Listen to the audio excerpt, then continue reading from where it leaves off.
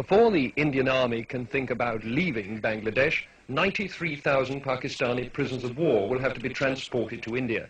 25,000 of them are here in the Dhaka cantonment getting ready to leave, guarded from possible Bengali vengeance by the men with whom less than a fortnight ago they were at war. The Indian Army's Chief of Staff, General Sam Manekshaw, who's been paying a two-day visit to his troops in Dhaka, says that at the moment some 3,000 prisoners of war a day are being taken out of the country. He hoped that by the beginning of next month the daily average would be 10,000, and that in any case by the 15th of January all of them would be in Indian prisoner of war camps.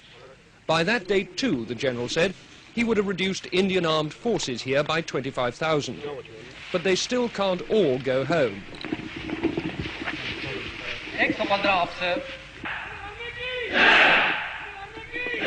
For one thing, they're the only agency in the area capable of seeing that the 10 million Bengali refugees now in India get safely back to Bangladesh. For another, Indian soldiers, no matter how much the Indian government likes to play this down, are the only people capable of keeping law and order here and protecting minority groups from Bengali retribution. In addition, the army is safeguarding the lives of those Bengalis who ran the civil administration for Pakistan. The Bangladesh government is setting up a war crimes tribunal to try Dr. Malik and his colleagues. Will the Indian army be told by Delhi to hand them over? I asked Mr. D.P. Dar, Mrs. Gandhi's special envoy to Bangladesh. We are on the horns of a dilemma, I must admit to you. On the one hand, we do not want to do anything which is against the norms of international behavior. Nor do we want to do anything, on the other hand, which would even remotely impinge on the sovereign rights of the Bangladesh government and Bangladesh state. What does that mean in practice? Are you going to hand people over to a war crimes tribunal or not? That means, for the time being, that the position is being legally examined. As any victorious army would be, Indian armed forces are now deeply involved for the foreseeable future in the way this new country is going to develop. Richard Lindy, News at 10, Dhaka. The train is on its way to the river port of Narayanganj, a dozen miles away. The operation began long before dawn.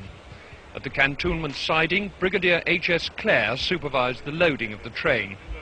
Like all Indian commanders, he'll be glad when these POWs have all been safely moved across the border. Here they're a potentially dangerous cause of friction with the local population. The train was well guarded by Indian soldiers in case of any hostile demonstration by Bengalis.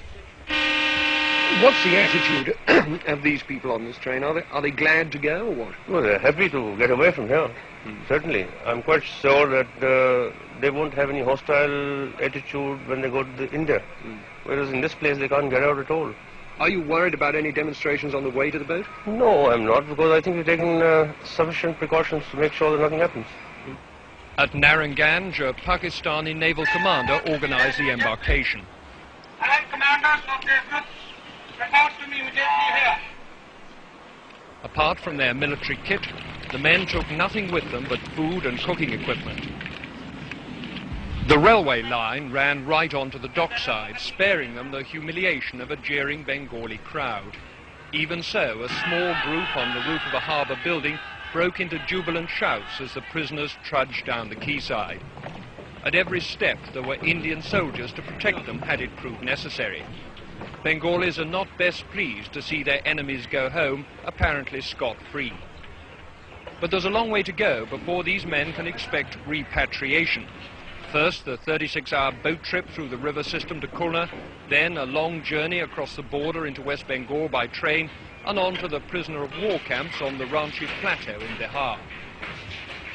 With the men go their families and the civilian employees of the Pakistan Army. But there's no indication yet that other West Pakistani civilians, like the police chief or even the staff of Pakistan International Airways, are going to be moved.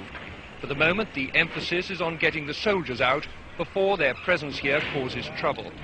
And because many are still being brought into Dhaka from outlying areas, there are now 33,000 people to be shipped down the river. For those Bengalis cheering on the roof there, it's another day to savour the sweet taste of victory. For these prisoners of war, the bitterness of defeat. What lies ahead of these men is nothing but a tedious journey and the boredom of prison camp routine.